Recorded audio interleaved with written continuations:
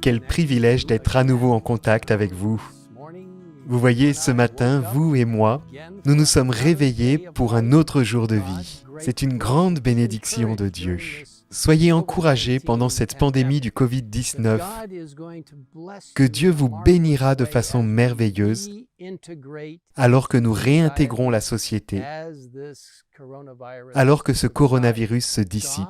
Dieu se servira de vous pour témoigner en sa faveur dans l'implication totale des membres. Concentrez-vous sur le Christ, sur le ciel et sur les vérités et les valeurs éternelles, les valeurs éternelles. Ne vous conformez pas, dit Romains 12, verset 2. Ne vous conformez pas au monde actuel. Regardez vers Jésus. Jésus reviendra bientôt.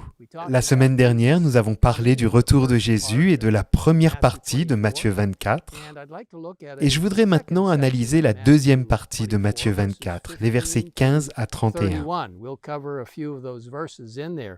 Le verset 15 de Matthieu 24, un chapitre important sur la seconde venue du Christ, dit « C'est pourquoi, lorsque vous verrez l'abominable dévastation dont a parlé le prophète Daniel établi dans le lieu saint, que celui qui lit fasse attention, alors que ceux qui seront en Judée s'enfuient dans les montagnes. » Plus précisément, Jésus parlait de l'attaque de l'armée romaine sur Jérusalem en 70 ou 70 après Jésus-Christ.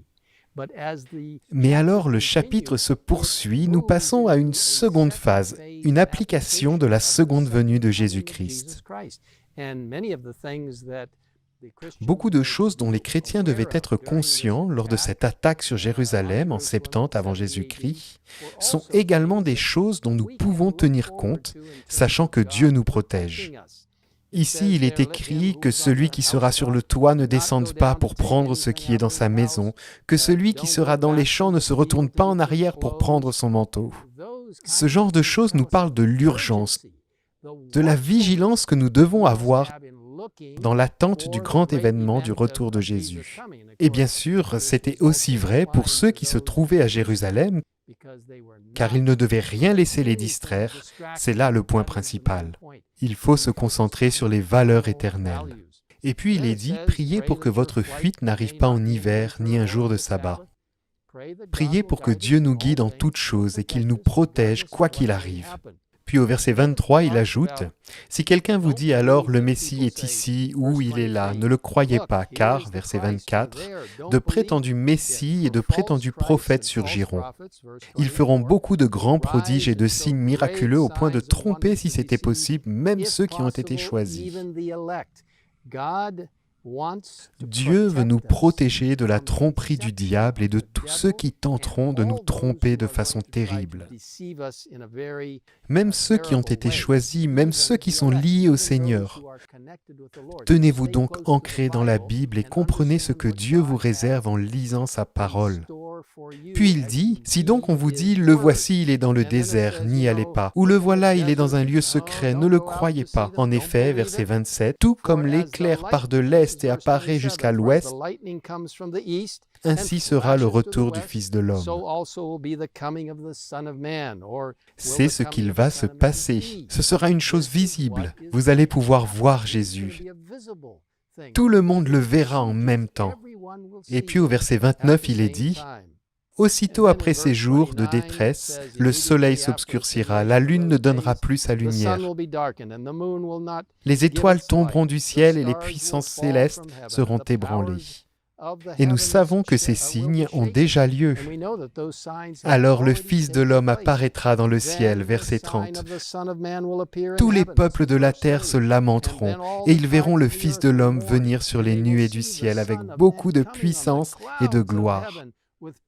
Il enverra ses anges avec la trompette retentissante, et il rassemblera ceux qu'il a choisis des quatre coins du monde, d'une extrémité du ciel à l'autre. Je veux être là ce jour-là. Par la grâce, Dieu nous aidera à nous préparer, à partager avec d'autres la prochaine venue du Christ.